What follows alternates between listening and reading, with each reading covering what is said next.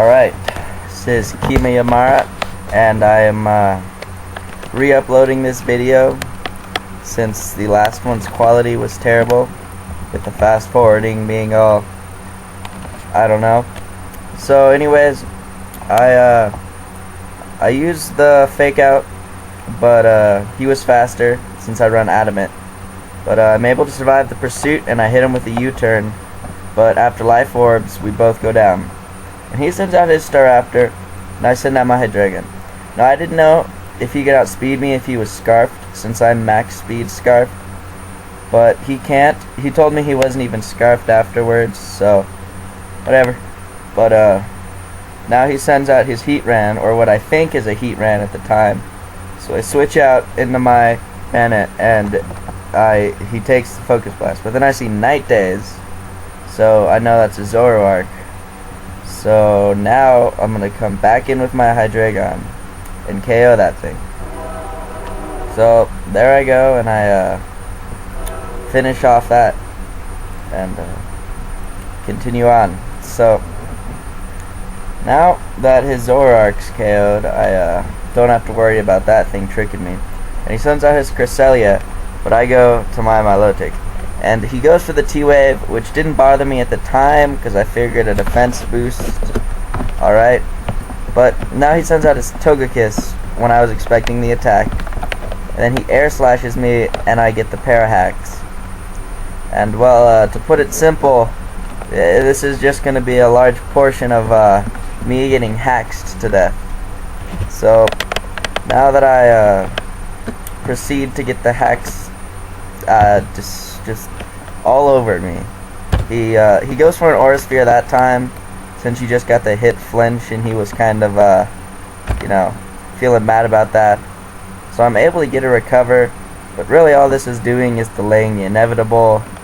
So continues with flinching and all this crap. So now I just flinch again, and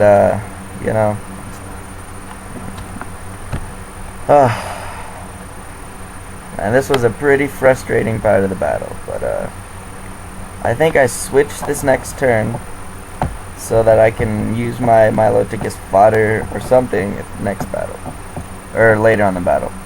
So I send on my Articuno, and he hits me with the Air Slash, and it does under a fourth, it looks like, so I know I'll be able to put up a sub and it won't break. So he goes for the Aura Sphere. I think maybe he was testing damage or something. So, but I get my sub up, and now I'm able to Ice Beam, and I want to see how much I can do to him. And I do maybe under a third. So he breaks my sub, and I'm going to put up another one in Roost.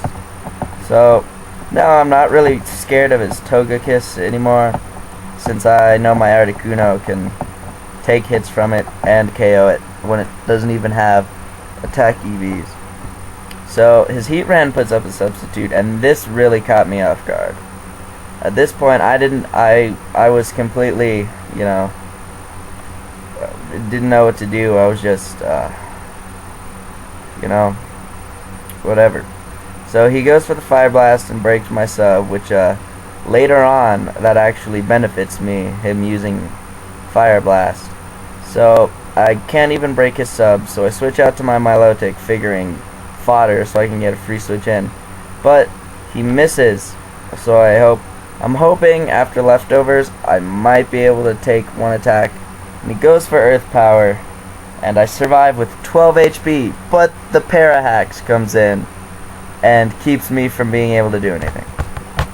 So then he uses the Fire Blast and KOs me, but once again, like I said earlier, him using these Fire Blasts are actually going to benefit me later on in the battle. So I send out my Dragonite, and I figure, at this point, my thought process was, alright, I'll get a Dragon Dance or two up, and then I'll be able to KO him and sweep. Now, at this time, I had a pretty big brain fart during this move, and after I get my Dragon Dances up, I finally realized that I should probably KO him before he burns, and I should stop being so greedy with the Dragon Dances.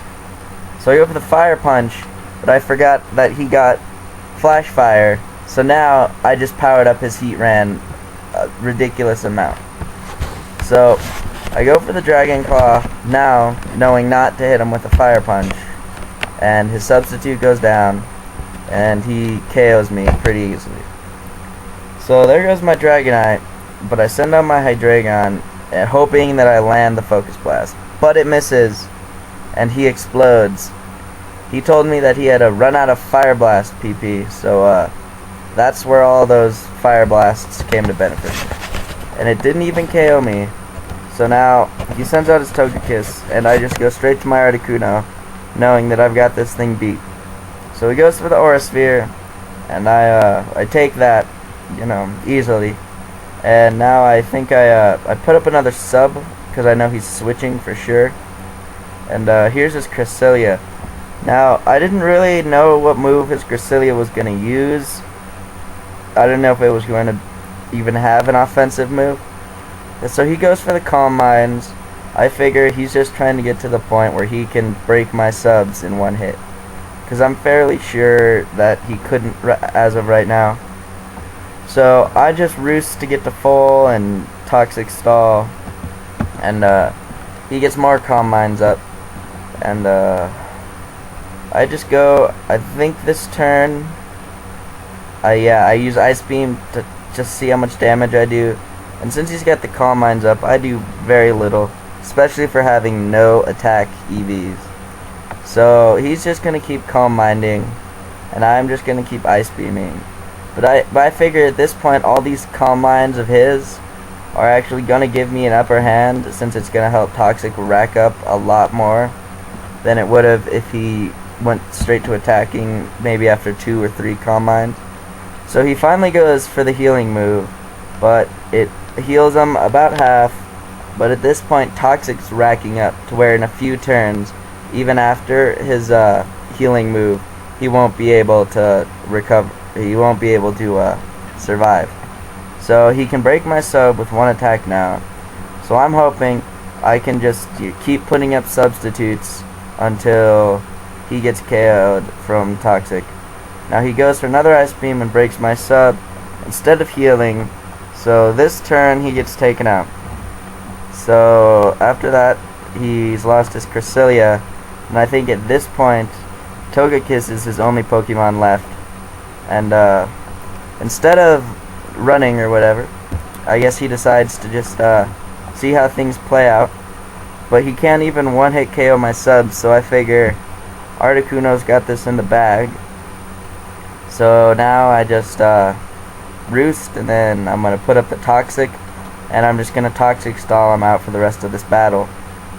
And now, guess I'd like to take this free time to, you know, advertise for my clan on Serebii. It's called the Nuke Dawn clan. We just opened, and well, we always appreciate new members. We're just casual, hanging out, having battles kind of deal.